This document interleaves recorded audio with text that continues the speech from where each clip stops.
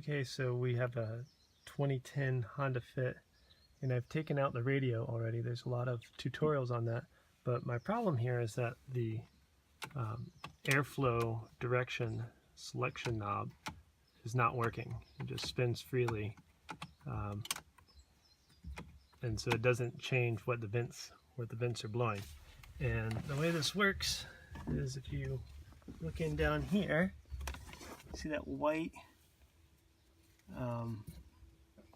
big white assembly, the red cable down there, when you spin the airflow selection knob, it actually pulls that red cable. Let's see if I can get a flashlight in here. So when you pull that red cable, it pulls this knob, and that's what changes the direction of the airflow. So if you follow the cable back to the knob, the selection channel here, sorry for the shaky video, you can see the cable coming through right there. All right, and let's pause it. Okay, so you can just barely see that my cable is not hooked to the selector knob there. So ideally you turn the knob and that cable should be in that little hole there. Right now it just it slips past it. Right, you just barely see it in the corner of the video. So we got to take the rest of the dash apart so we can access the remainder there.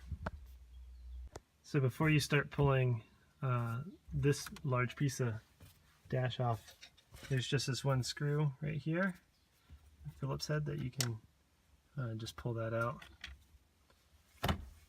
put that somewhere, and then you can start working this large piece of dash off. So that it came down over here, and with a flat head, worked it under the dash there, and was able to sort of pull this up, and you can see it connects to the whole top of it. So I'll try to pull the rest of that off.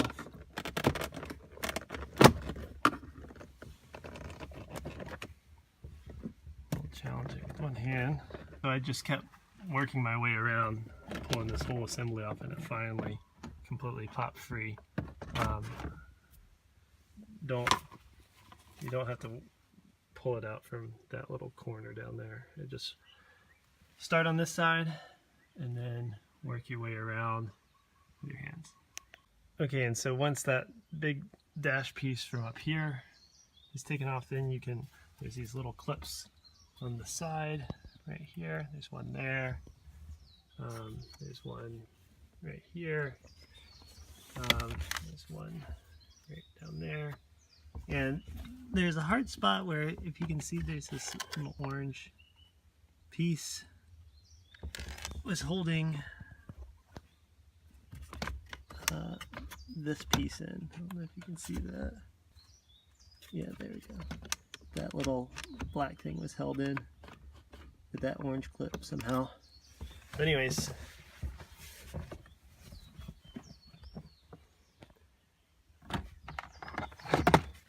the advantage is now that we can actually see the problem.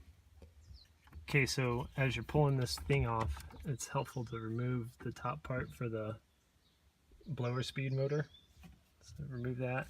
And then again, on this side,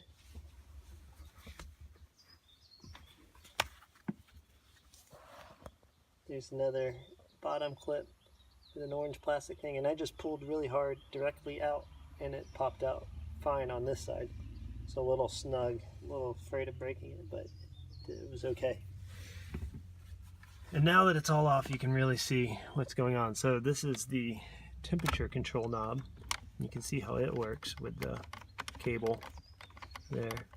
And again, my cable needs to get into the hole, and it's kind of challenging to get everything lined up. And so I have a pair of angled tweezers that I might be able to get in there and twist it in. Okay, so with some wrestling I was able to get the cable back in, and now you can see it slides back and forth fine. I found using those pliers and twisting sort of the cable up and down into that slot while moving this back and forth to get moving the black wheel part back and forth to get the right amount of slack so you could actually get the cable down in there. Ideally it should look like its counterpart up here, right there. A lot cleaner system, but alright, and then try to put it all back together. That is it, thankfully.